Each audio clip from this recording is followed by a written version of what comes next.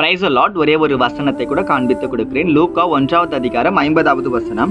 அவருடைய இரக்கம் அவருக்கு பயந்திருக்கிறவர்களுக்கு தலைமுறை தலைமுறையும் உள்ளதுன்னு சொல்லி இன்னைக்கு ஆண்டவர் நம்மளை பார்த்தாங்க சொல்றாரு.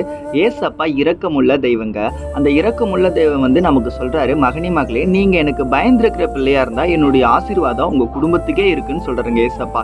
இன்னைக்கு நம்ம குடும்பத்தை ஏசப்பா பிளஸ் பண்ண போறேன்னு சொல்றாருங்க. நம்ம குடும்பத்தை மட்டும் இல்ல, நம்ம தேவைகளை, நம்ம பிரச்சனைகளை எல்லாவற்றையும் ஆண்டவர் மாற்ற போறாருங்க. இன்னைக்கே மாறப்போகுதுங்க. எனக்கு ரொம்ப கடன் பிரச்சனை இருக்கு, எனக்கு ரொம்ப வியாதி இருக்கு, எனக்கு நிறைய காரியங்கள் தேவைப்படுது, நான் படிப்புல தோத்துக்கிட்டே இருக்கேன், வாழ்க்கையில நான் தோத்துக்கிட்டே இருக்கேன், நான் எப்படிதான் பிரதர் முன்னேற போறேன், எனக்கு ரொம்ப கஷ்டமா இருக்குன்னு சொல்லி உங்க வாழ்க்கையை நினைச்சு புலம்பிக்கிட்டே இருக்கீங்களா? எதிர்காலத்தை பார்த்து பயப்படுறீங்களா? கடன் பிரச்சனைக்கு மாற மாட்டேன்னு நினைக்கிறீங்களா? எல்லாவற்றையும் ஆண்டவர் மாத்துவாருங்க. அவர் இரக்கமுள்ள தேவன்க. உங்க வாழ்க்கைக்கு இரக்கமுள்ளவரா இருக்காரு. இப்பவே மாத்த போறாரு. ஆனா நீங்க என்ன பண்ணணும்? இந்த வசனத்திலே போடப்பட்டிருக்கு, பயந்து இருக்கிறவங்க தான் ஆண்டவர் அற்புதம் செய்வாராமா, நன்மை செய்வாராமா. அப்போ பயந்து இருக்கிறதுனா ஏசப்பாக்கு கீழ்ப்படிய ஒரு பிள்ளையா நம்ம வாழ்க்கையை நம்ம வாழ அர்ப்பணிக்கணுங்க. இந்த பாவத்தை நான் பண்ண மாட்டேன், இந்த தப்பு நான் பண்ண மாட்டேன், ஏசப்பாக்கு கீழ்ப்படிந்து நான் பாவத்தை விட்டு விலக போறேன்னு சொல்லி நீங்க உங்களை ஒப்பு கொடுங்களா? அப்ப இன்னைக்கு உங்க வாழ்க்கையில அற்புதத்தை நீங்க பார்க்க போறீங்க. நான் விசுவாசிக்கிறேங்க. யோசேப்பு பாவத்தை விட்டு விலகி போனால தான் ஒரு வாழ்க்கை மாறப்பட்டுச்சு. உங்க வாழ்க்கை மாறணும்னா நீங்க பாவத்தை விட்டு விலகி போங்க. கண்டிப்பா அற்புதங்களை பார்ப்பீங்க. விசுவாசிக்கிறீங்கன்னா ஆமென் போட்டுக்கோங்க. வசனங்களுக்கு ஃபாலோ பண்ணிக்கோங்க. God bless you. ஆமென்.